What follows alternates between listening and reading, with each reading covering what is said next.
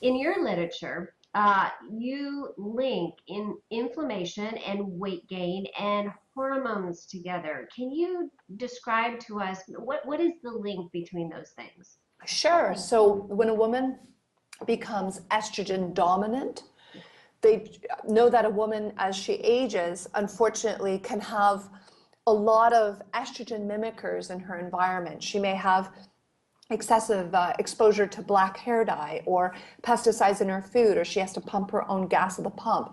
Whatever happened to the gas bar attendant?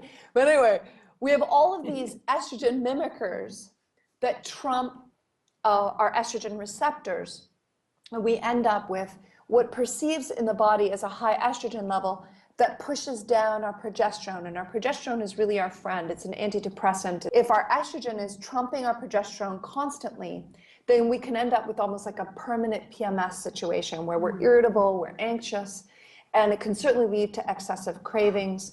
And we can end up with that unfortunate apron of fat. So if we have high insulin levels, high cortisol, and high estrogen, those are the three hormones that typically end up going up with age, then we end up trumping our glucagon, we end up trumping our progesterone, and even our testosterone. And those are the hormones that are really working to keep our metabolism in high gear. Not to mention, if our adrenaline is high and our cortisol is high and we're stressed out all the time, if our adrenals aren't able to keep up, then it really affects our thyroid. That's And our true. thyroid slows down, right? So if our TSH climbs too high, which is from our pituitary, then unfortunately our poor thyroid, our T3 and our T4, which is desperate to keep your engine, your fat-burning engine running, and if that's trumped, boy, watch out. And that's why so many women feel like fat gain is just inevitable. And I'm telling you, no, it doesn't have to be this way. If we take care of our adrenal glands and support your energy levels instead of constantly drinking caffeine, we give you adaptogens that help you feel that natural energy lift.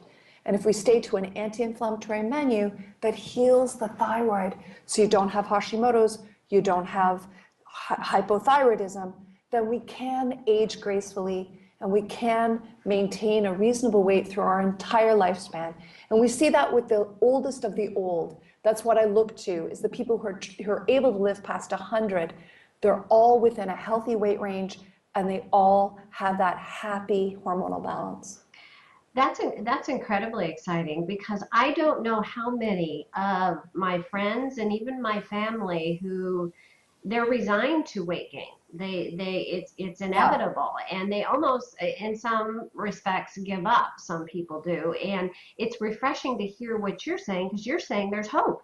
That Oh, we do not yeah. have to be unhealthy. We do not have to gain weight as we age.